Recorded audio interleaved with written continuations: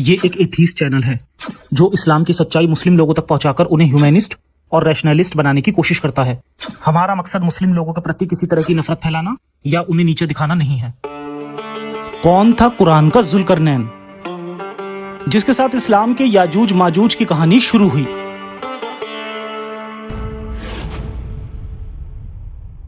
क्या सचमुच ऐसा कोई बादशाह जुल्करनैन हुआ था जिसने पूरी दुनिया पर राज किया था और दुनिया को बचाने के लिए याजूज माजूज जैसे आदमखोरों को दीवार के पीछे कैद किया?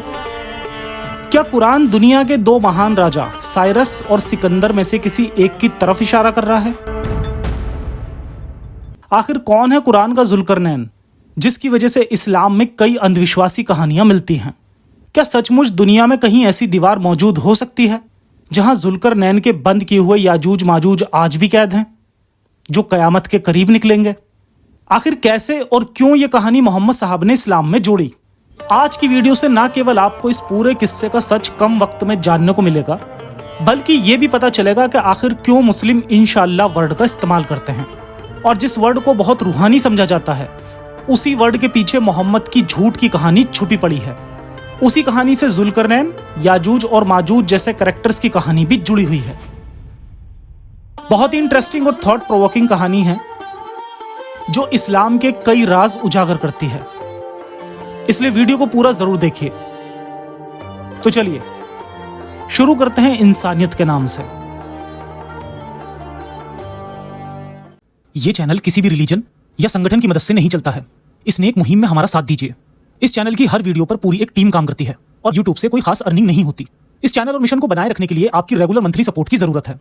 इस मिशन के एक सिपाही बनिए और गर्व महसूस करिए सदी के सबसे बड़े मिशन के सपोर्टर होने पर। जुल्करनैन, कभी गौर किया है कि क्यों मुस्लिम लोग इंशाअल्लाह वर्ड का इस्तेमाल करते हैं? ये बात अगर किसी मुस्लिम स्कॉलर से पूछी जाए तो वो इसका यही जवाब देगा कि इंशाअल्लाह का मतलब होता है कि अगर अल्लाह ने चाहा तो, क्योंकि इस्लामी अकीदे के मुताबिक दुनिया का हर काम अल्लाह के चाहने की वजह से होता है, या यूं कहें कि अगर अल्लाह चाहता है तो ही कोई काम होता है।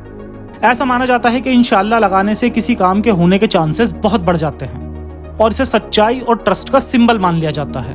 अब देखने सुनने में बड़ा रूहानी लगता है, लेकिन क्या हो अगर हमें पता चले कि इसमें भी झोल हो और सच्चाई और ट्रस्ट के सिंबल की कहानी ही झूठ और मक्कारी की मिसाल से भरी पड़ी हो।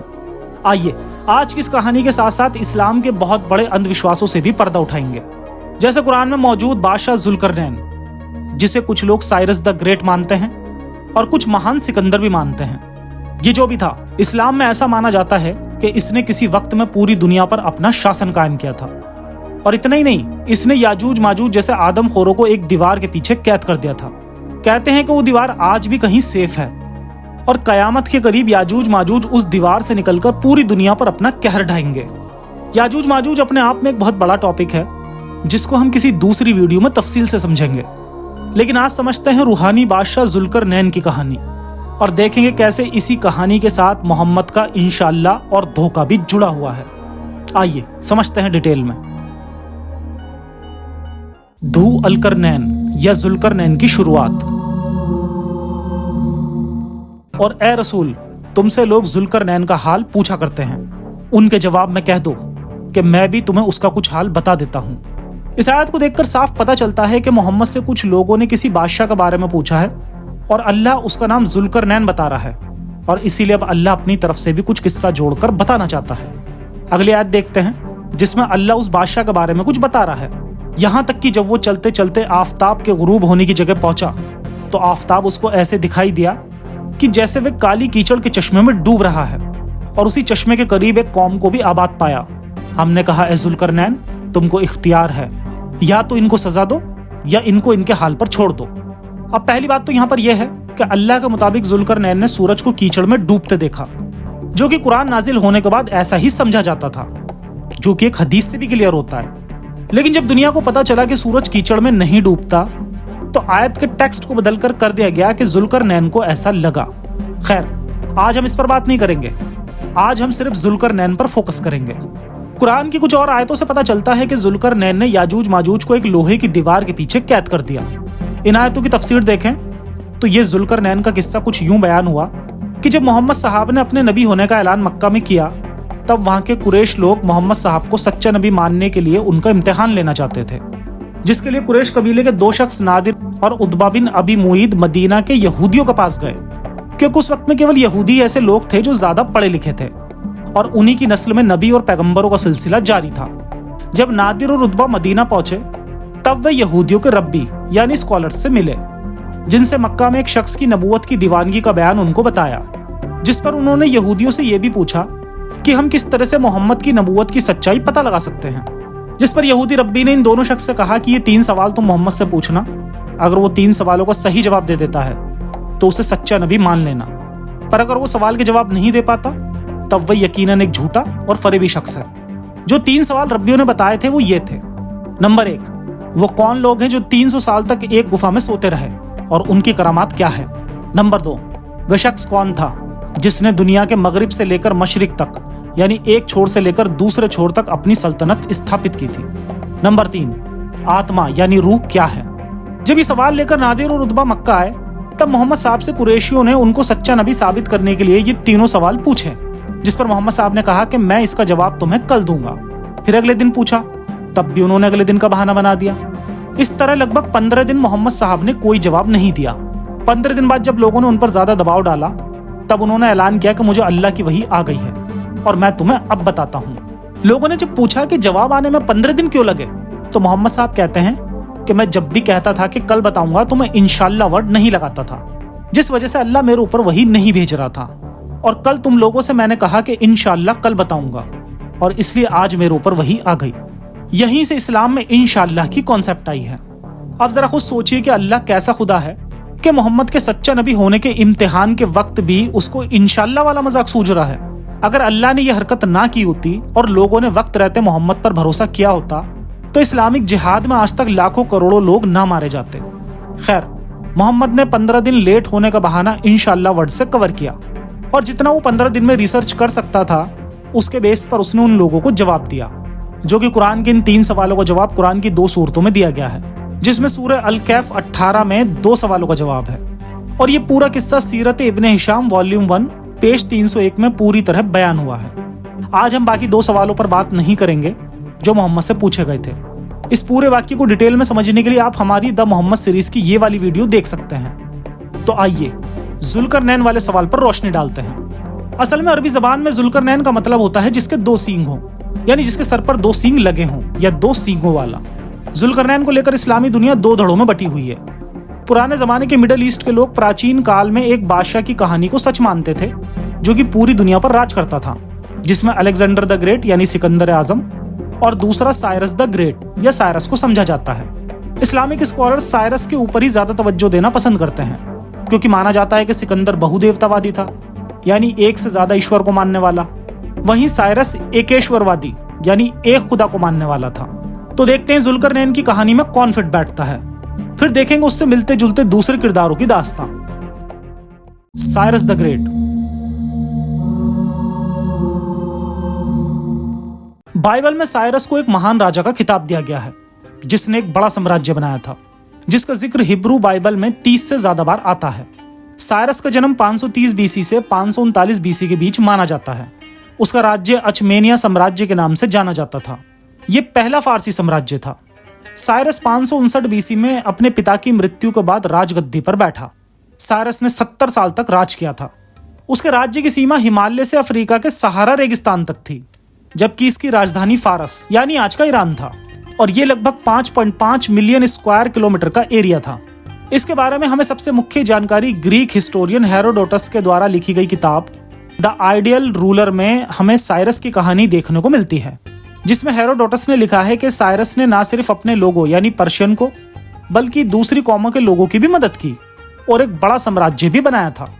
पर्शिया के लोग उसे फादर ऑफ पर्शिया कहकर बुलाते थे।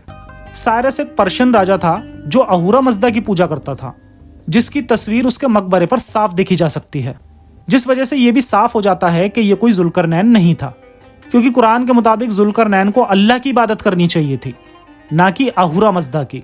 अब यहाँ ध्यान देने वाली बात यह भी है कि पारसियों के आज भी कई मंदिर मौजूद हैं जिनमें अहूरा मज़दा और आग की पूजा की जाती है, जैसे कि इंडिया में मौजूद कई प्राचीन पर्शियन मंदिरों में देखा जा सकता है। 20वीं सदी में जब साइरस के मकबरे को खोला गया तो उसमें दीवारों पर बनी हुई शिल्पकला और मूर्तियां मिली, जिनके सर पर 2 सींग वाला ताज था और उसके साम्राज्य के सिंबल एक भेड़ के सर का था जिसके 2 सींग थे। इस खोज के बाद ही साइरस को मुस्लिम स्कॉलर्स ने जुल्करनैन की उपाधि देनी शुरू कर दी। जुल्करनैन के बारे में मैं आपको बता चुका हूँ। इनका नाम तारीख में जो मशहूर है वो खुसरो या साइरस। इसी के बाद से अबुल आला मौदूदी और अबुल कलाम आजाद साइरस को जुल्करनैन पुकारने लगे। इमाम इब्ने कसीर ने अपनी किताबों में जुल्करनैन को सिकंदर से 2000 साल पहले का बादशाह बताया है, जिसका वजीर नबी खिज्र था, जो मकदूनिया यानी मिसोडोनिया का बादशाह था, जिसने इब्राहिम के साथ हज भी किया था। जबकि बुखारी अपनी किताब किताबुल अंबिया में जुल्करनैन को इब्राहिम से भी पहले का बादशाह बताता है, जो कि 2 बड़े स्कॉलर के बीच एक बड़ी कॉन्ट्राडिक्शन है। साइरस की जीवनी को हर तरह से पढ़ने और जानने के बाद यही पता चलता है कि साइरस एक रहमदिल बादशाह था, जिसने धरती के काफी बड़े हिस्से पर अपनी सल्तनत स्थापित की थी। लेकिन कुरान के मुताबिक साइरस के जीवन में हमें कहीं भी ऐसा कोई इंसिडेंट नहीं मिलता जिसका कुरान दावा करता है, जैसे कि याजूज और माजूज जैसे आदमखोर लोगों को एक दीवार के पीछे बंद किया जाना, जिसकी एक भी दलील हमें किसी भी अब्राहमिक रिलीजन के किसी भी बुक्स के सोर्स में देखने को नहीं मिलती, चाहे वो तोरा हो या बाइबल। और ना ही साइरस द ग्रेट के ऊपर लिखी गई बुक्स में ही इस तरह का कोई जिक्र है कि उसने लोहा और तांबा पिघलाकर कोई दीवार बनवाई हो और किसी जनजाति को उसके पीछे बंद किया हो। साइरस की जिंदगी में हमें कहीं नहीं मिलता कि उसने जुल्करनैन नामी किसी शख्स का कोई किरदार अदा किया हो, सिवाय जमीन के एक बड़े हिस्से पर राज करने के। इसके अलावा ओल्ड अरबिक लैंग्वेज डिक्शनरी में देखने पर पता चलता है कि साइरस द ग्रेट को यूनानी जबान में साइरस, हिब्रू जबान में खोरश और अरबी जबान में खुसरू कहा जाता था। तो यहाँ एक सवाल पैदा होता है कि जब अरबी साइरस को खुसरू नाम से जानते थे तो कुरान में साइरस को जुल्करनैन क्यों कहा गया? सीधे तौर पर खुसरू या खोरश क्यों नहीं कहा गया? इससे भी साफ जाहिर होता है कि कुरान के जुल्करनैन में और साइरस में कोई कनेक्शन नहीं है। इसलिए इस्लामी स्कॉलर्स का साइरस द ग्रेट को जुल्करनैन बताने का दावा पूरी तरह से फर्जी साबित होता है, क्योंकि अगर वो एक ईश्वर को मानने वाला था, इस बेस पर उसे जुल्करनैन कहना, ये बात गले नहीं उतरती। आइए अब चलते हैं जुल्करनैन के दूसरे दावेदार की तरफ, अलेक्जेंडर द ग्रेट। सिकंदर या अलेक्जेंडर द ग्रेट का जन्म 336 ईसा पूर्व से 347 ईसा पूर्व पहला मैसेडोन में हुआ था। सिकंदर मखदूमिया यानी मैसेडोनिया का एक ग्रीक बादशाह था। उसको अलेक्जेंडर द थर्ड तथा सिकंदर मैसेडोनियन के नाम से भी जाना जाता है। इतिहास में सिकंदर को एक बेहतरीन और मशहूर सेनापति यानी जनरल में से एक माना गया है। अपनी मौत तक वह उन सभी हिस्सों में से लगभग आधी दुनिया जीत चुका था जिसकी जानकारी प्राचीन ग्रीक के लोगों को थी। पर सच तो यह है कि उसने पृथ्वी का मात्र 15% भाग ही जीता था, इसलिए सिकंदर को आधी दुनिया जीतने का खिताब दिया गया था। सिकंदर का राज्य हिमालय की घाटियों में कश्मीर से लेकर यूरोप, ग्रीक, इटली और अफ्रीका के रेगिस्तान तक फैला हुआ था। सिकंदर अपने वक्त के मशहूर जमानाए तरीन स्कॉलर अरस्तु का शिष्य था। सिकंदर राजा फिलिप द सेकंड और उसकी पटरानी ओलंपस का बेटा था। जब वो 20 साल का हुआ तो फिलिप सिकंदर को अपनी गद्दी का वारिस बनाकर बाइजेंटियम लोगों से जंग करने के लिए चला गया। फिलिप के जाने के बाद साम्राज्य को अकेला पाकर एक दूसरे राजा थ्रेसियन मेदी ने मेसिडोनिया के ऊपर हमला किया, पर सिकंदर ने उनके खिलाफ जंग लड़ी और उनको उनके इलाकों में खदेड़ दिया। बाद में उसके द्वारा जीते गए इलाकों में यूनानियों के साथ एक उपनिवेश स्थापित कर अलेक्जेंड्रोपोलिस नामक शहर की स्थापना की और सिकंदर वहां का पहला राजा बना। सिकंदर महान अपने वक्त का एक महान सम्राट था जिसे अपने जीवन में कोई युद्ध नहीं हारा था। 326 ईस्वी पूर्व सिकंदर की आखिरी लड़ाई भारत के पोरस राजा से हुई, जो कि झेलम नदी के करीब लड़ी गई थी। ये सिकंदर के जीवन की आखिरी लड़ाई थी। इस जंग के बाद सिकंदर अपनी राजधानी बेबीलोन चला गया और वहां उसकी मौत 11 जून सन 323 ईस्वी पूर्व में केवल 32 साल की उम्र में हो गई। सिकंदर अपने समय का धरती का सबसे बड़ा योद्धा और एक कामयाब शासक माना जाता है, जिसकी वजह से ग्रीक साम्राज्य एक लंबे समय तक धरती के बड़े हिस्से पर शासन करने में कामयाब रहा, जिसने 12 साल में ही आधी दुनिया को जीत लिया था और जिसकी वजह से ग्रीक लोगों के द्वारा सिकंदर को एक चमत्कारी पुरुष या एक ऐसा इंसान माना गया जिसका साथ देवता देते थे या उसे कोई देवदूत के रूप में दर्शाया गया था। सिकंदर की मौत के बाद ग्रीक और आसपास के लोगों में सिकंदर को लेकर ऐसे किस्से कहानियां आम थे, जिसमें सिकंदर ने जालिम लुटेरों, राक्षसों, भीमकाय जानवरों, इंसानी मांस भक्षी यानी कैनिबल्स और जालिम बादशाहों को हराकर वहां के लोगों में सुकून और अमन को कायम किया था। इसी तरह के किस्से कहानियां लोगों की जुबान दर जुबान चढ़ते चले गए और ऐसी ही कहानियां सिकंदर को लेकर अरब के लोगों में भी मशहूर हुई और यही कहानी आगे चलकर सिकंदर के बारे में किस्से, फसाने और कहानियों की वजह बनी। सिकंदर को लोगों ने एक चमत्कारी अपने खुदाओं का प्यारा बंदा बना दिया, जिसके ऊपर उनके खुदाओं की रहमत बरसती थी। यही वजह थी कि मोहम्मद साहब ने भी सिकंदर को जुल्करनैन बताकर लोगों के सामने पेश किया। तो क्या बस यही एक वजह थी कि मोहम्मद साहब ने कुरान में जुल्करनैन जैसे कैरेक्टर को जगह दी, या कुछ और भी था? तो चलिए देखते हैं जुल्करनैन और सिकंदर के बीच सिमिलैरिटी और मिलती जुलती कहानियां। जुल्करनैन या धू अल करनैन। कुछ हिस्टोरियन के मुताबिक जुल या दुल अल करनैन की कहानी हमें 1st सेंचुरी में लिखी गई किताब सीरियक अलेक्जेंडर लीजेंड में मिलती है, जिसके मुताबिक इस किताब को लिखने वाले जोशीफस ने एक किस्सा लिखा है जिसमें सिकंदर यानी अलेक्जेंडर सीथियन नामक एक बर्बर ग्रोह का पीछा करता है और उन्हें एक पहाड़ की दरार के अंदर भेज देता है और उनको एक दीवार के जरिए वहीं पर सील कर देता है। जिस दीवार को बनाता है वो लोहे से बनाई गई थी। जिस जाति को उसने घेरा था उसको मैगोग नाम दिया गया था। बाद में यही कहानी कुरान के अंदर कॉपी की गई, जिसमें मैगोग को माजूज और याजूज के नाम से बताया गया है। सीरियक अलेक्जेंडर लीजेंड किताब में सिकंदर के सींगों के बारे में पता चलता है। इस किताब के अंदर कहानी के हीरो यानी सिकंदर को उसके ग्रीक नाम टू हॉर्न के नाम से लिखा गया है, जिसको इस्लाम में धू अल करनैन यानी 2 सींगों वाला कहा जाता है। अल तबरी ने इस अल्फाज को कुछ इस तरह से बयान किया है कि वह दुनिया के एक छोर को एक सींग और दूसरे छोर को दूसरे सींग के तौर पर मानता है। यानी कि जो 2 सींग का जिक्र आता है उनका मतलब वह बादशाह जिसने दुनिया के एक कोने से दूसरे कोने तक बादशाहत की हो। इसलिए सिकंदर इस कड़ी में फिट बैठता है, क्योंकि उस समय के लोग उसको ज्यूस देवता के समान मानते थे, जिसने मिस्री देवता आमोन को हराकर उसका 2 सींगों वाला ताज अपने सर पर पहना था। हालांकि इसका मतलब यहाँ पर यह नहीं था कि ज्यूस ने आमोन को हराया हो, बल्कि इसका मतलब यह था कि जब रोमन्स ने इजिप्शियंस को हराया तो उनके मुताबिक उनके देवता जीते या हारे थे। इसलिए सिकंदर की तस्वीर 2 हॉर्न यानी 2 सींग पहने हुए हमें देखने को मिलती है, जैसा कि हेलेनिस्टिक काल 30 BC में ग्रीक सिक्कों पर उसकी तस्वीर बनाई गई है। ओल्ड रोमन किताब 2 अल्कालाइन की कहानियों में हमें जिक्र मिलता है, जिसमें एक दीवार हमलावरों से बचने के लिए दूर किसी देश में बनाई जाती है, जो कि चीन की महान दीवार भी हो सकती है। इस दीवार को मंगोल के आक्रमण से बचाने के लिए बनाया गया था, जिसको सिकंदर एरा या 330 BC का आसपास माना जाता है। हो सकता है कि क्योंकि ये दीवार अलेक्जेंडर एरा में बनाई गई थी और दुनिया की सबसे बड़ी दीवार भी थी, इसलिए काफी मशहूर हुई हो और इसके साथ कई कहानियां जुड़ गई हों, जिनमें से कोई एक मोहम्मद साहब के जरिए कुरान का हिस्सा बन गई हो। आगे की कहानियों के संस्करण में हमें सिकंदर एक जहरीले समुद्र को खोजते हुए मिलता है, जो कि डेड सागर हो सकता है, जिसके अंदर नमक की मात्रा बहुत अधिक होती है, जिसमें डूबने वाला कोई भी जिंदा नहीं बच सकता। इसी जहरीले समुद्र की कहानी में एक हिस्सा सूरज डूबने का भी मिलता है, जिसमें कहा गया है कि जब सिकंदर इस जहरीले समुद्र के पास पहुंचा तो उसे समुद्र का पानी कीचड़ जैसा गाढ़ा मिला और वहां पर सूरज डूब रहा था। हो सकता है इसी कहानी से इंस्पायर होकर कुरान में सूरज के कीचड़ में डूबने वाली आयत गढ़ी गई हो। जुल्करनैन को लेकर कुछ जरूरी कहानियां। Saudi scholar Hamdi bin Hamza al सुरेसेरी अल जोहनी के द्वारा लिखी गई book unlocking the secret of Zulqarnain and Yajuj Majuj, जो कि सऊदी गवर्नमेंट से ऑथेंटिकेटेड है और जिसको prince Salman bin Abdul Aziz ने ऑथेंटिक माना है। इस बुक में हमें एक बहुत ही रोचक और अच्छा किस्सा देखने को मिलता है, जिसमें जुल्करनैन की कहानी को चीन से जोड़कर पेश किया गया है।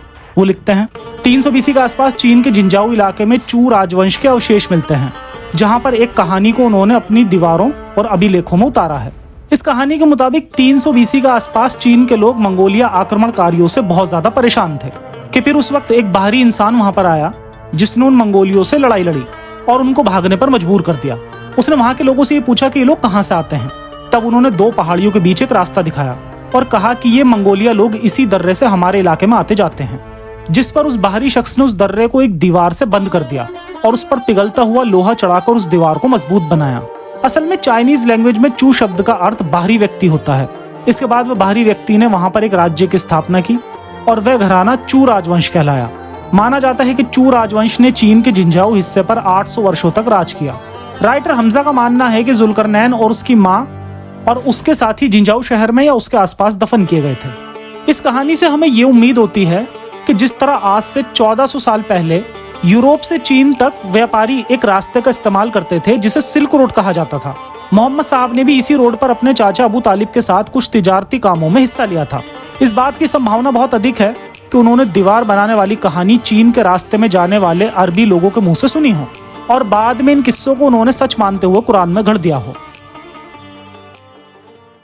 मंगोल अटैकर्स को याजूज माजूज समझना।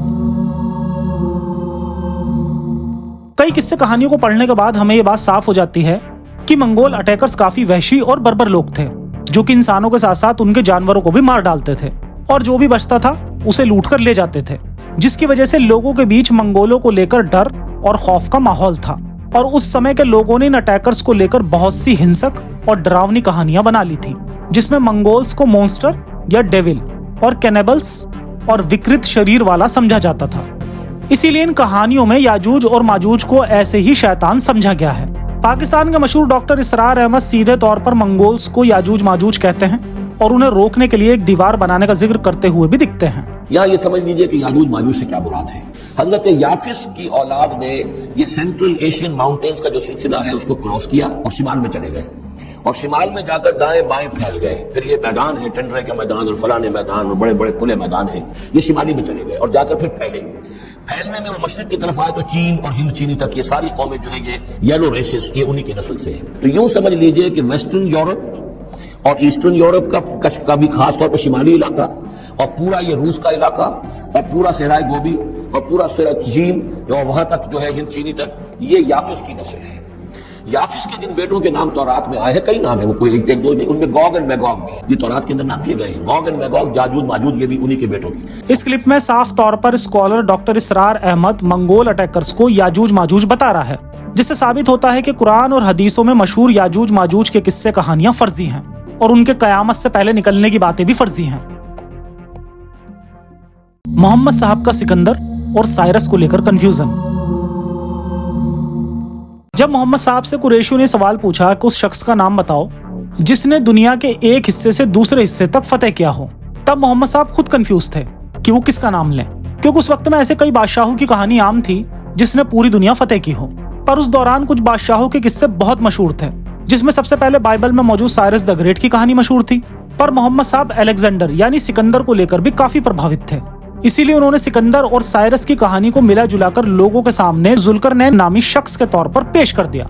यहाँ पर कई सवाल उठते हैं। जब अरब के लोग हिब्रू में साइरस को खोरस और अरबी में खुसरू नाम से जानते थे, तो मोहम्मद साहब को जुल्करनैन के नाम की क्या जरूरत पड़ गई? वो सीधे तौर पर खुसरू नाम भी ले सकते थे, पर क्योंकि मोहम्मद साहब खुद कंफ्यूज थे और उन्हें पक्के तौर पर यह भी नहीं पता था कि यहूदी किस बादशाह के बारे में जानना चाहते हैं, इसलिए उन्होंने उस वक्त दुनिया फतेह करने वाले राजाओं की जितनी भी संभावनाएं हो सकती थी सबको मिला जुलाकर एक शख्स जुल्करनैन का जिक्र कर दिया। अब गौरतलब यह भी है कि कुरैशी इस कहानी को सुनने के बावजूद भी मोहम्मद साहब की बातों पर मुतमईन नहीं हुए और उनको फिर भी झूठा नबी ही मानते रहे। जैसा कि हमने पहले भी जाना था कि जुल्करनैन का मतलब होता है दो सींगों वाला। अब यहाँ पर यह बात जानने लायक है कि साइरस द ग्रेट के साम्राज्य का सिंबल एक भेड़ के सिर का था जिसके दो सींग थे, और वहीं सिकंदर की तस्वीरों में उसके सर पर ताज के रूप में दो सींग बनाए जाते थे। जैसे कि 30वीं ईसा पूर्व में उस वक्त के हेलेनिस्टिक काल के रोमन एम्पायर के सिक्कों पर सिकंदर की तस्वीर साफ तौर पर देखी जा सकती है, जिसमें उसके सर पर दो सींग भी थे। हो सकता है कि मोहम्मद साहब ने ये सिक्के देखे हों और उनका ये कंफ्यूजन उनके मुताबिक उनको सही लगा हो और उन्होंने दो सींगों वाले शख्स के लिए उस वक्त मौजूद सारे किस्से कहानियों में से सबसे मशहूर किस्सों को जोड़कर ये आयत बनाकर लोगों को सुना दी हो। इसी बात की संभावना सबसे ज्यादा है क्योंकि आगे हम उस वक्त के मशहूर ऐसे बादशाहों के बारे में जानेंगे जिनको उनकी आवाम और उनके लोग उनको पूरी दुनिया का फातेह बादशाह मानती थी। दुनिया के दूसरे मशहूर जुल्करनैन। मोहम्मद साहब और उनके वक्त के पहले के लोगों के बीच में ऐसे कई मशहूर बादशाह हुए हैं जिन्होंने दुनिया के काफी बड़े हिस्से पर अपनी हुकूमत कायम की थी।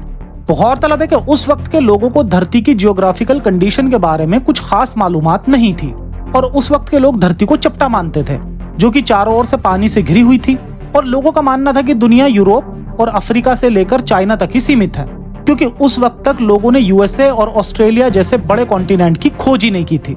इसलिए सिकंदर, साइरस और चंगेज खान जैसे बादशाहों को विश्व विजेता का टाइटल दे दिया गया था, जिन्होंने वाकई जमीन के एक बहुत बड़े हिस्से पर अपना एम्पायर कायम किया था। खैर, अब जानते हैं मोहम्मद साहब से पहले के मशहूर बादशाहों के बारे में जिनको जुल्करनैन माना गया है। अफ्रीकी बादशाह अल हिमायरी या अल हिमयार का राजा। अल ब्रूनी अपनी किताब the remaining science of past centuries में कई ऐसी शख्सियत के बारे में लिखते हैं जिनको लोग धू अल करनैन या जुल्करनैन मानते थे, पर अल ब्रूनी ने अपनी किताब में अफ्रीकी राजा अल हिमयारी को जुल्करनैन मानने का समर्थन किया है। वो लिखते हैं कि धू अल करनैन यमनी राजकुमार अफ्रीकी थे जिन्होंने भूमध्य सागर पर विजय यानी फतेह हासिल की थी और एक अफ्रीकिया नाम का एक शहर बसाया था जिसको आज अफ्रीकी कंटिनेंट कहा जाता है। हिमयारी को धू अलकरनैन इसलिए कहा जाता था क्योंकि उसने उगते डूबते सूरज की जमीन पर अपना शासन किया था। अल ब्रूनी ने अपने तर्क का समर्थन करने के लिए अरबी ओलोमैक्टिक्स का हवाला दिया, जिसमें धू से शुरू होने वाले मेटल्स के नाम हैं, जैसे धूनुवास और धू यजान। ये मेटल्स अफ्रीकी राजा हिमयारी के लिटरेचर में पाए जाते थे। नंबर 2, फेरिदून। अल तबरी की लिखी किताब तारीख के मुताबिक कुछ लोगों का मानना था कि धू अलकरनैन द एल्डर था, जिसे अल अकबर भी कहा जाता था, जो कि एक एंशिएंट पर्शियन राजा था, जो कि कहा जाता है कि नबी अब्राहम के वक्त में मौजूद था, जिसको तबरी ने अफरीदुन इब्ने अतफियान के नाम से अपनी किताब में लिखा है। नंबर 3, जुल्करनैन के बारे में एक हदीस उमर बिन खत्ताब से भी मिलती है, जिसमें लोगों के पूछने पर उमर ने जुल्करनैन को एक फरिश्ता बताया था, लेकमिडस, जो कि दक्षिणी मेसोपोटामिया का एक राजकुमार था, जो कि पहले पर्शियन और बाद में रोमस का सहयोगी बना, जिसको इमरुअल केस ने अपनी किताब में दुल्करनैन बताया है और उसके कारनामों और रोमांस के किस्सों को तफसील से लिखा है। नंबर 5, मसीहा बिन जोसेफ। ये यमन में रहने वाले यहूदी कबीलों का जनरल था, जिसने रोमन्स को काफी बड़े हिस्सों पर जीत हासिल करने में मदद की थी। यमन के यहूदियों का मानना था कि वही जुल्करनैन था। आज की वीडियो से हमें पता चलता है कि मोहम्मद साहब ने अजीमो शान बादशाह के सवाल पर धू अलकरनैन वर्ड सिर्फ इसलिए इस्तेमाल किया क्योंकि ये वो खुद नहीं जानते थे कि किसका नाम लेना है, और उस समय के सभी बड़े मशहूर बादशाहों को धू अलकरनैन यानी 2 सींगों वाला कहा जाता था। ये बिल्कुल ऐसा ही था जैसे मोहम्मद ने फिरौन का नाम लिया था। फिरौन भी कोई नाम नहीं था, बल्कि सभी इजिप्शियन राजाओं को फिरौन कहा जाता था। इसी तरह कॉमन बातें करके मोहम्मद साहब ने इस्लाम नामी रिलीजन बनाया, जिसको आज आप दुनिया का सबसे बेहतरीन मजहब मानते हो। आंखें खोलिए और सच्चाई को एक्सेप्ट करिए कि इस्लाम कुछ स्पेशल नहीं, दूसरे मजहबों की तरह इंसानों का बनाया हुआ ही मजहब है। मिलेंगे अगली किसी ऐसी ही रिसर्च के साथ इस्लाम की एक और सच्चाई को लेकर। तब तक के लिए सुरक्षित रहें और अपना और अपनों का ख्याल रखें। सलामत रहें। इंसानियत हाफिज।